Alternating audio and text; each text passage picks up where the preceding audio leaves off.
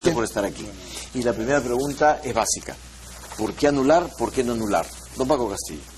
Debemos anular la sentencia desde nuestra posición porque tiempo después de haberse dictado esta condena de 25 años de pena privativa de libertad a Alberto Fujimori, se descubre un hecho a través de el Internet, algo así como el escándalo de los Wikileaks, donde aparece el señor César San Martín haciendo consultas con juristas españoles, consultando la posibilidad de una teoría que le permita condenar. Nosotros decimos que esa es una violentación al principio de imparcialidad que debe tener todo magistrado y a la presunción de inocencia. Si un magistrado desea consultar y está desprejuiciado en su consulta, debería en todo caso haber consultado condena y absolución. Y en segundo término, que existe también una violentación al principio a probar y al derecho de defensa, porque en la sentencia se consigna que el delito de homicidio calificado y de lesiones graves constituyen delitos de lesa humanidad o crímenes contra la humanidad que no fueron objeto de la acusación. Visto y considerando que el Tribunal Constitucional es el órgano contralor y rector de la constitucionalidad en el país, por el mérito de estos dos fundamentos debería declararse nula la sentencia. Bueno, totalmente de desacuerdo, ¿no? Porque Fujimori fue juzgado en un juicio público, en un juicio en el que se respetó todas las garantías del debido proceso, y esa fue la razón de un dato muy importante. César Nakazaki jamás se quejó durante el juicio. En las 161 sesiones, César Nakazaki jamás presentó ningún tipo de cuestionamiento a la forma que se estaba realizando el juicio y a los magistrados. Yo todavía recuerdo a César Nakazaki cuando la Corte Suprema informa cuál es la composición del tribunal que lo va a juzgar y dice, ese es el mejor tribunal que tiene el Poder Judicial.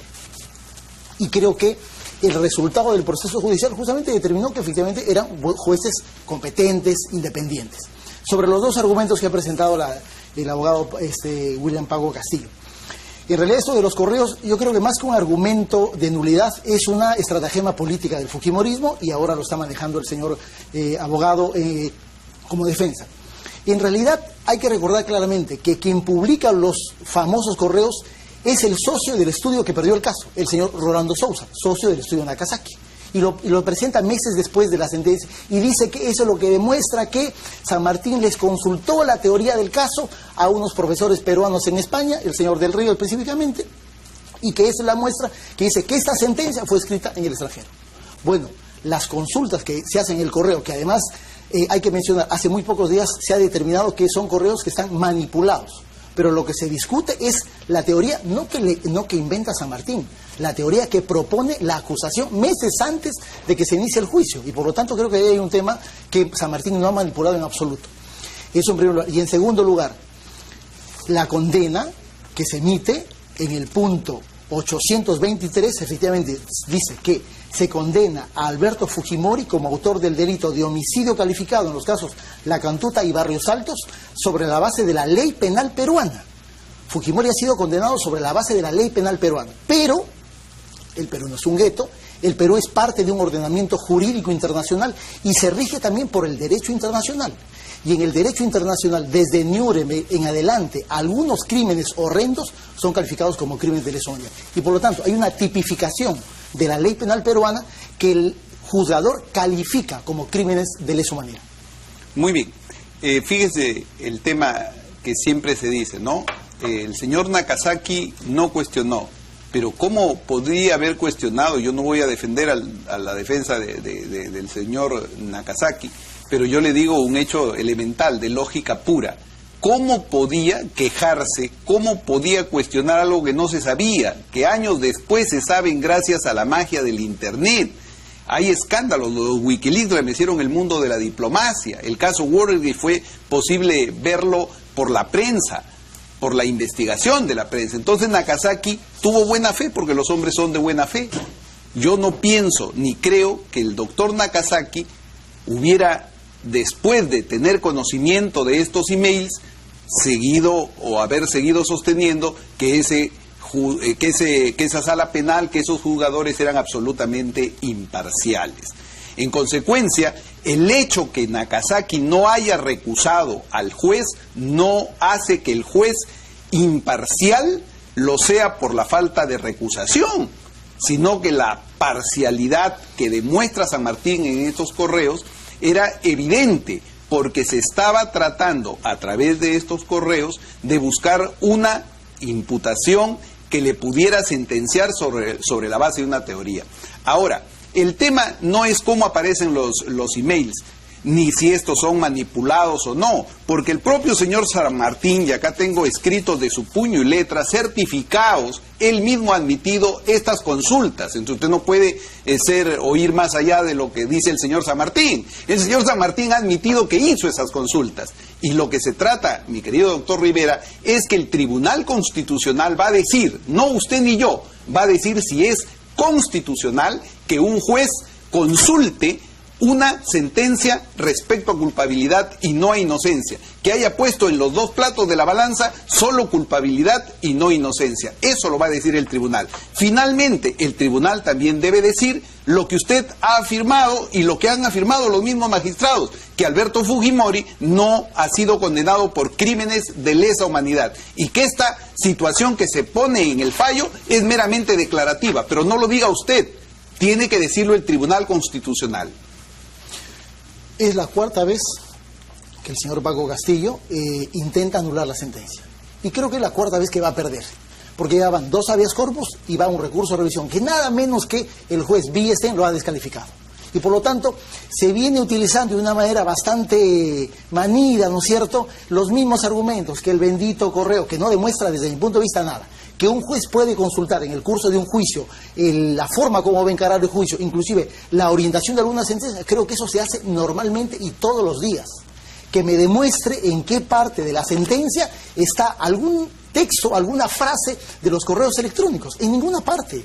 La sentencia tiene cerca de 730 páginas y los correos electrónicos son unas 15 o 20 líneas. Es decir, creo que es un absurdo pensar que en un correo electrónico se va a elaborar un fallo judicial del contenido en el que se emitió en el caso Fujimori. Por lo tanto, creo que simplemente se viene utilizando como un recurso político y como un estratagema político de ir poniendo en agenda siempre el caso Fujimori para que desde la política se genere una presión a los órganos judiciales. Esa es la estrategia, ¿no es cierto? Y por eso tenemos a Cecilia Chacón un día después de las elecciones decir Fujimori va a salir por la puerta grande. Claro, porque se avecina una disputa judicial en el Tribunal Constitucional, que hay que decirlo, ha llegado ahí porque el señor Paco Castillo ha perdido en el Poder Judicial.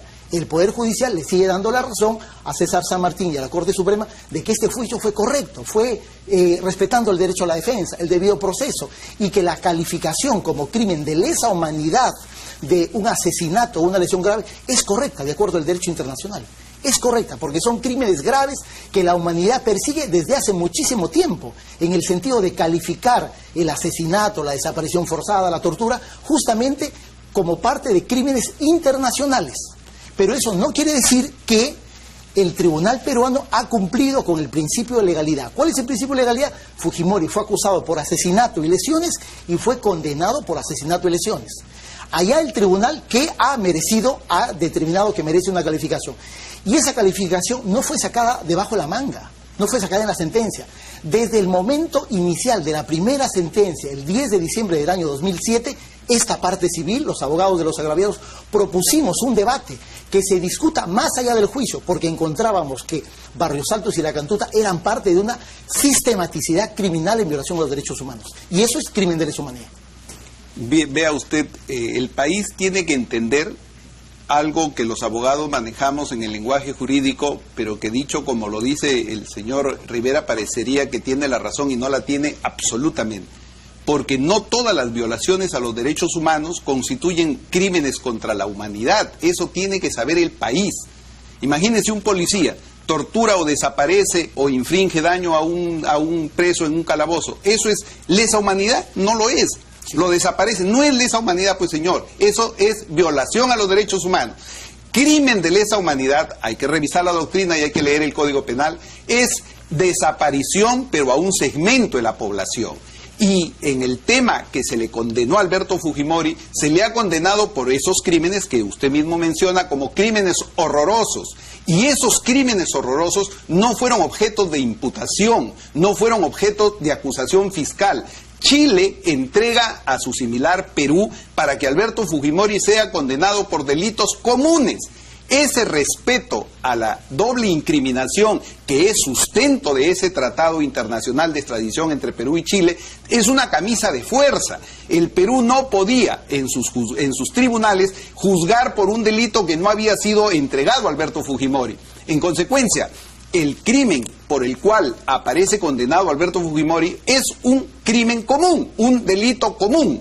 El hecho de ponerle en el fallo que constituye el horroroso y el horrendo crimen contra la humanidad lo limita al reo, limita al condenado, le recorta beneficios y tantos derechos humanos tiene una persona que está en la prisión como cualquier otra persona y nosotros los abogados lo sabemos. Y si es correcto y usted está de acuerdo, como dicen los propios magistrados estarlo, el Tribunal Constitucional, esta es la hora del Tribunal Constitucional. Y es falso que yo haya perdido o que venga perdiendo. Esto es parte del proceso. Vea, en este proceso estamos en la tercera etapa. Es verdad, perdimos en una primera instancia. ¿Quién lo resolvió? Un juez de la tercera categoría con respecto al procesado demandado.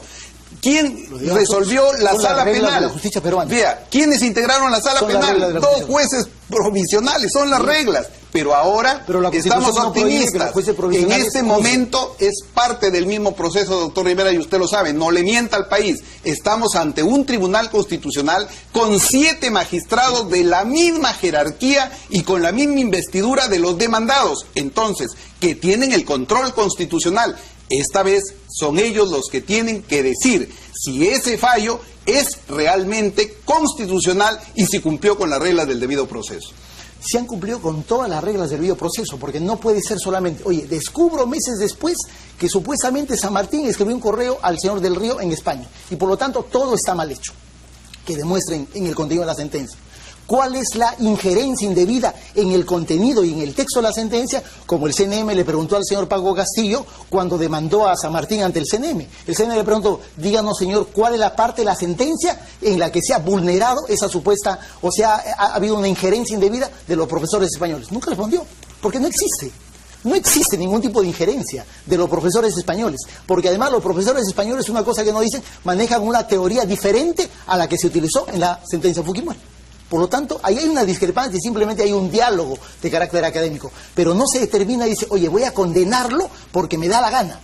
Creo que la actividad probatoria que durante año y medio se desarrolló en el juicio Fujimori y que está plasmada en esta sentencia, dan cuenta que la condena de Fujimori fue resultado no de una ojeriza de San Martín, de Prado, de Príncipe contra el expresidente, sino el resultado de la evidencia probatoria.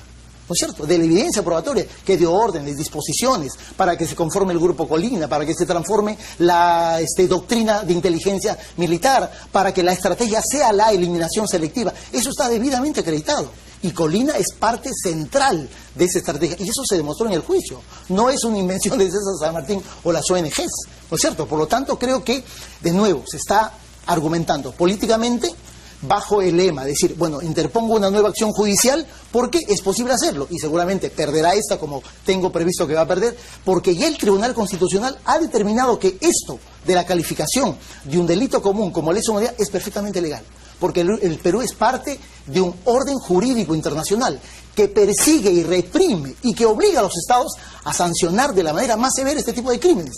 Y sí es correcto que no solamente en este tipo de crímenes no haya prescripción, como lo dijo la Corte Interamericana en el caso de los Altos, sino ha ido avanzando la jurisprudencia internacional en el sentido de que en este tipo de crímenes algunos beneficios que se pueden operar para delitos comunes, en este tipo de casos no pueden operar, porque dice que la conciencia de la humanidad ha sido vulnerada de tal manera que por lo tanto hay un deber de castigar de parte de los estados, más allá de cualquier delito común.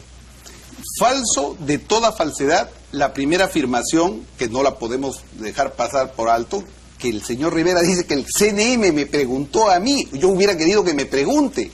Primero, no tendría por qué preguntarme porque yo no soy el procesado o el sujeto a disciplina. Le preguntó al señor San Martín. Ojalá me hubiera preguntado a mí, ojalá me pregunte. Porque si me hubiera preguntado lo que dice usted que me preguntó que es falso, yo le hubiera contestado y le hubiera dicho, doctor Rivera, présteme su librito que ha traído. ¿Dónde está? En su librito que ha traído. Ese librito es la sentencia. Sí, ¿Y sabe qué aparece en la sentencia? Alberto Fujimori, autor mediato. Sí. ¿Y sabe dónde aparece esa consulta? En los emails de San Martín, en esa pericia que usted menciona. ¿Por qué? Porque San Martín, el país tiene que saber que San Martín, con los vocales que integraban la sala, tenía una imputación que decía que Alberto Fujimori era coautor, y como coautor le era imposible condenarlo porque no había prueba.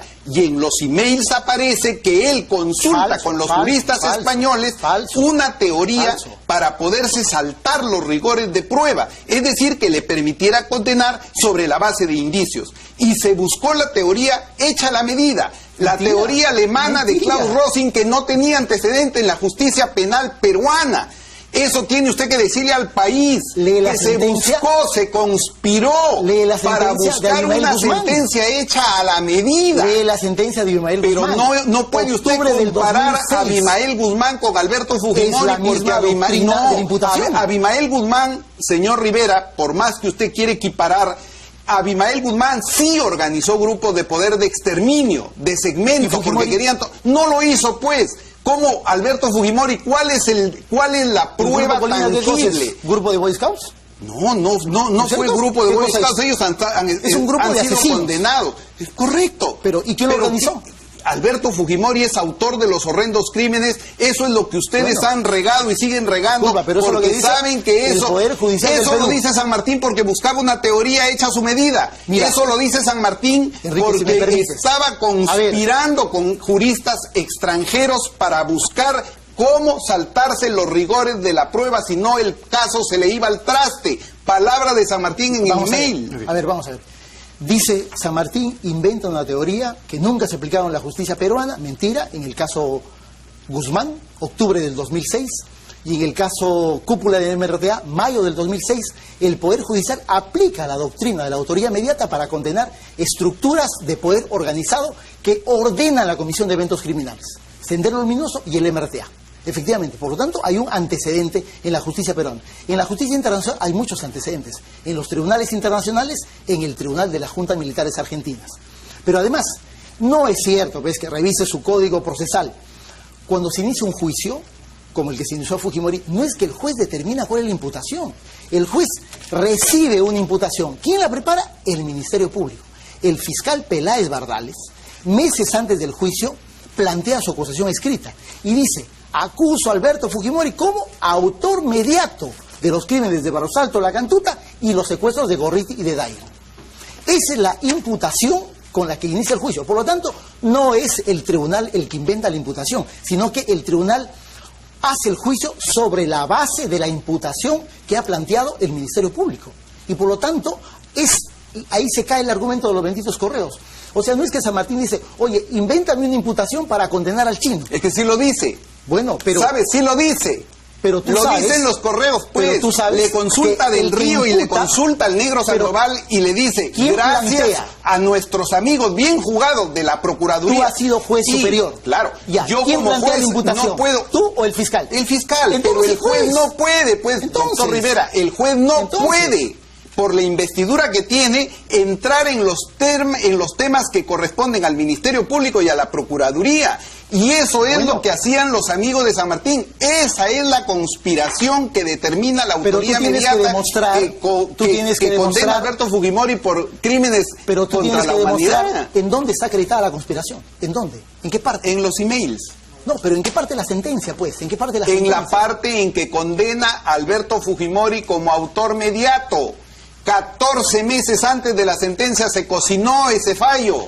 Bueno, la imputación de autor mediato no lo inventa. El juicio ni fue San Martín, un teatro. Ni Prado, ni Eso Príncipe. que usted dice imparcial fue meramente un teatro. Autor mediato la planteó. Se trajeron a todos los protagonistas cuando eso ya estaba escrito desde antes. Mentira. Eso es horroroso. Es que tú lo tienes eso que es horrendo. Eso es abominable. Eso es ir contra el derecho humano de un procesado. En la sentencia, no en el fallo, ¿cuál es la parte de la imputación? ¿Qué pruebas ha inventado? ¿Qué pruebas ha inventado? Por eso es que has perdido en el CNM también. ¿no es cierto? ¿O no has perdido en el CNM? Has perdido. En cuanta acción judicial has entablado, has perdido. Y vas a perder también el Tribunal Constitucional. Y estoy seguro que vas a plantear una quinta acción. Y la vas a perder también. Voy a plantear no quinta, 50. Si usted eso lo toma como un demérito. Yo soy un defensor y daré hasta el último sudor que tenga en mi frente para lograr justicia. Y la justicia se va a dar cuando por cualquier resquicio por donde asome la libertad, Alberto Fujimori tendrá que recuperar su libertad. Te recomiendo que acudas al sistema interamericano.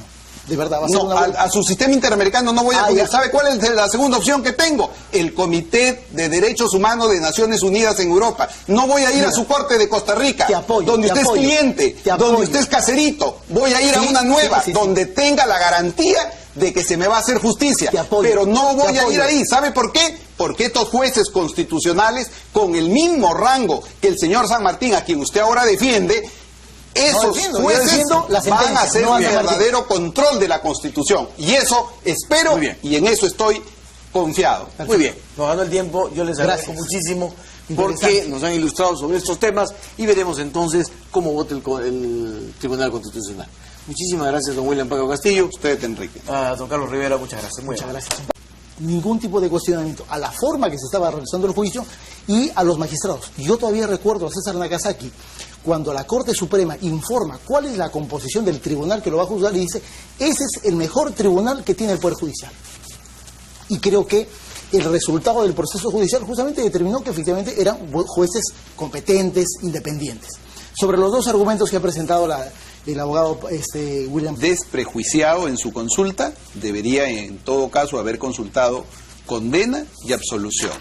Y en segundo término, que existe también una violentación al principio a probar y al derecho de defensa, porque en la sentencia se consigna que el delito de homicidio calificado y de lesiones graves constituyen delitos de lesa humanidad o crímenes contra la humanidad que no fueron objeto de la acusación. Visto y considerando que el Tribunal Constitucional es el órgano contralor y rector de la constitucionalidad en el país, por el mérito de estos dos fundamentos debería declararse nula la sentencia. Bueno, totalmente desacuerdo, ¿no? Porque Fujimori fue juzgado en un juicio público, en un juicio en el que se respetó todas las garantías del debido proceso, y esa fue la razón de un dato muy importante. César Nakazaki jamás se quejó durante el juicio. En las 161 sesiones, César Nakazaki jamás presentó... por estar aquí. Y la primera pregunta es básica. ¿Por qué anular? ¿Por qué no anular? Don Paco Castillo. Debemos anular la sentencia desde nuestra posición porque tiempo después de haberse dictado esta condena de 25 años de pena privativa de libertad a Alberto Fujimori, se descubre un hecho a través de el Internet, algo así como el escándalo de los Wikileaks, donde aparece el señor César San Martín haciendo consultas con juristas españoles, consultando la posibilidad de una teoría que le permita condenar. Nosotros decimos que esa es una violentación al principio de imparcialidad que debe tener todo magistrado y a la presunción de inocencia. Si un magistrado desea consultar y está